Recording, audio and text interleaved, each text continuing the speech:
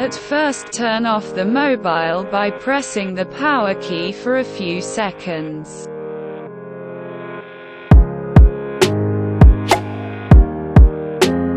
After that, push volume down and power buttons for a couple of seconds.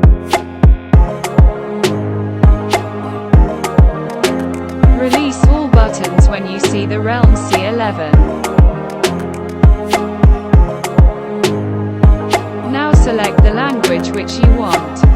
Use volume buttons to navigate and the power key to accept it.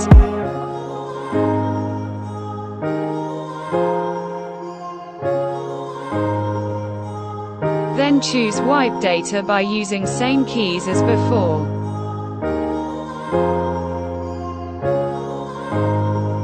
Enter verification code and tap format data.